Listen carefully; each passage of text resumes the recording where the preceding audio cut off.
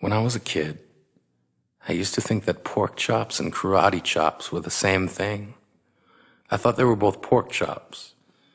And because my grandmother thought it was cute, and because they were my favorite, she let me keep doing it. Not really a big deal. One day, before I realized fat kids are not designed to climb trees, I fell out of a tree and bruised the right side of my body. I didn't want to tell my grandmother about it because I was scared I'd get in trouble for playing somewhere I shouldn't have been.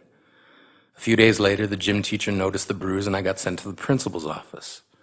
From there, I was sent to another small room with a really nice lady who asked me all kinds of questions about my life at home.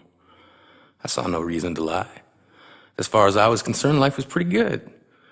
I told her whenever I'm sad, my grandmother gives me karate chops. This led to a full-scale investigation, and I was removed from the house for 3 days until they finally decided to ask how I got the bruises. News of this silly little story quickly spread through the school, and I earned my first nickname, Pork Chop. To this day, I hate pork chops. I'm not the only kid who grew up this way, surrounded by people who used to say that rhyme about sticks and stones. As if broken bones hurt more than the names we got called, and we got called them all. So we grew up believing no one would ever fall in love with us, that we'd be lonely forever, that we'd never meet someone to make us feel like the sun was something they built for us in their tool shed. So broken heartstrings bled the blues as we tried to empty ourselves so we would feel nothing. Don't tell me that hurts less than a broken bone. That an ingrown life is something surgeons can cut away, that there's no way for it to metastasize. It does. She was 8 years old. Our first day of grade 3 when she got called ugly. We both got moved to the back of class so we would stop getting bombarded by spitballs. But the school halls were a battleground where we found ourselves outnumbered day after wretched day. We used to stay inside for recess because outside was worse.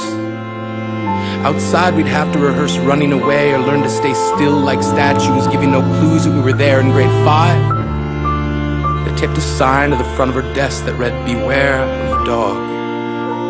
To this day, despite a loving husband, she doesn't think she's beautiful because of a birthmark that takes up a little less than half her face. Kids used to say she looks like a wrong answer that someone tried to erase but couldn't quite get the job done. And they'll never understand that she's raising 2 kids whose definition of beauty begins with the word mom, because they see her heart before they see her skin, because she's only ever always been amazing. He was a broken branch grafted onto a different family tree, adopted, not because his parents opted for a different destiny. He was 3 when it became a mixed drink of 1 part left alone and 2 parts tragedy. Started therapy in 8th grade, had a personality made up of tests and pills, lived like the uphills were mountains and the downhills were cliffs, 4/5 suicidal, a tidal wave of antidepressants, and an adolescence being called pauper. 1 part because of the pills, 99 parts because of the cruelty.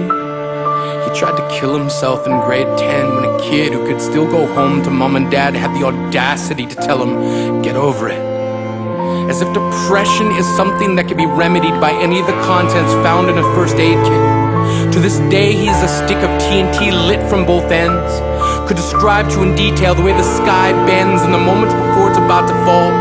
And despite an army of friends who all call him an inspiration, he remains a conversation piece between people who can't understand. Sometimes being drug-free has less to do with addiction and more to do with sanity.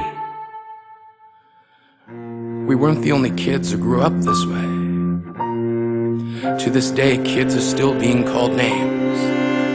The classics were "Hey stupid," "Hey spaz." Seems like every school has an arsenal of names getting updated every year. And if a kid breaks in a school and no one around chooses to hear, do they make a sound? Or they're just background noise from a soundtrack stuck on repeat when people say things like "kids can be cruel"? Every school was a big top circus tent, and the pecking order went from acrobats to lion tamers, from clowns to carnies. All of these miles ahead of who we were freaks. lobster claw boys and bearded ladies, oddities juggling depression and loneliness, playing solitaire, spinning the bottle, trying to kiss the wounded parts of ourselves and heal. But at night, while the others slept, we kept walking the tightrope. It was practice, and yes, some of us fell. But I want to tell them that all of this is just debris left over when we finally decide to smash all the things we thought we used to be. And if you can't see anything beautiful about yourself, get a better mirror. Look a little closer. Stare a little longer. Because there's something inside you that made you keep trying despite everyone who told you to quit. You built a cast around your broken heart and signed it yourself. You signed it. They were raw. Because maybe you didn't belong to a group or a clique. Maybe they decided to pick you last for basketball or everything. Maybe you used to bring bruises and broken teeth to show and tell but never told. Because how can you hold your ground if everyone around you wants to bury you beneath it? You have to believe that they were wrong. They have to be wrong. Why else would we still be here? We grew up learning to cheer on the underdog because we see ourselves in them. We stem from a root planted in the belief that we are not what we were called. We are not abandoned cars stalled out and sitting empty on some highway. And if in some way we are, don't worry. We only got out to walk and get gas. We are graduating members from the class of We Made It.